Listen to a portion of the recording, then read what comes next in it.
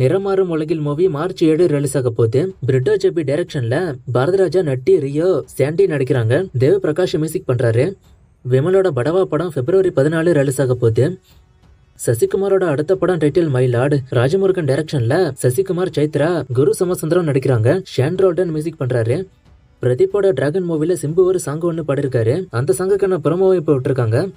தளபதி 69ஓட title Jananayagan. இந்த மூவிக்கான first லுக்கும் second லுக்கும் இன்னைக்கு release ஆயிட்டு. ஃபர்ஸ்ட் லுக் பார்க்கும்போது அந்த நெய்வேலி செல்ஃபி ரெஃபரன்ஸ் இருக்கு, அதை எடுத்து போஸ்டர் பண்ண மாதிரி இருக்கு. செகண்ட் லுக் வந்து சட்டை எடுத்து வீசுறாரு. நானும் ஆணையிட்டாள்னு பேரும் இருக்கு. சோ இது உங்களுக்கே தெரியும் எம்ஜிஆர் ஸ்டைல்னு. போஸ்டர்ஸா பார்க்கும்போது எனக்கு டீசென்டான போஸ்டர்ஸா பட்டுச்சு. ஏன்னா இது பொலிட்டிக்கல் மூவிங்கிறத காட்டுறதுக்காகவே இந்த போஸ்டர் விட்டுருக்காங்க. இது ஃபுல் அண்ட் ஃபுல் பொலிட்டிக்கல் படமா தான் வரும் போல. போஸ்டர் பார்க்கும்போது அப்படிதான் இருக்கு. அந்த படம் அக்டோபர்ல வரும்னு அவங்க முன்னாடி அனௌன்ஸ் பண்ணாங்கல்ல, அது இப்ப மென்ஷன் பண்ணல. சோ நேத்துக்கு நான் சொன்ன மாதிரி படம் பொங்கலுக்கு போக வாய்ப்பு இருக்கு.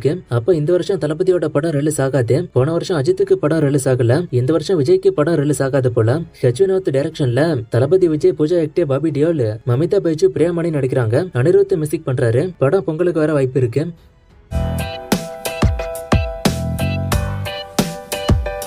அடுத்த வருஷம் பொங்கலுக்கு தளபதி 69 குட் பை அக்லி, வாடிவாசல் கிளாஷ் எல்லாம் கன்ஃபார்ம் ஆன கேட்டிருக்காரு. குட் பை அக்லி படம் தள்ளி போக வாய்ப்பு இருக்குன்னு தான் நான் சொன்னேன். பொங்கலுக்கு வரும்னு நான் சொல்லல.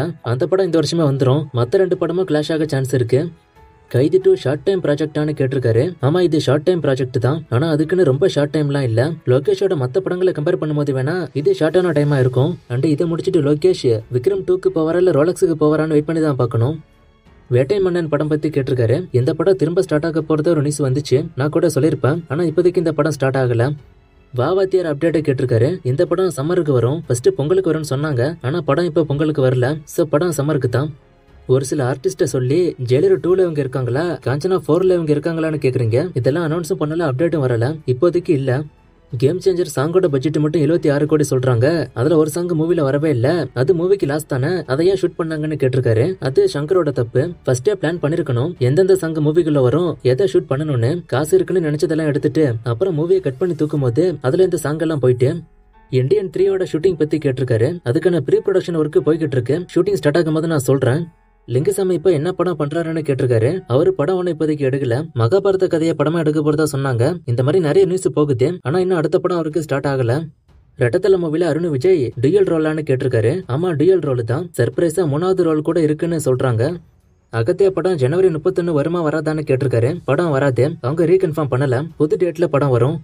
உலகத்திலேயே அதிகமா வசூல் பண்ண மூவி எதுன்னு கேட்டிருக்காரு. அவதார் மூவி தான் எனக்கு காட்டுது 2.9 பில்லியனோட.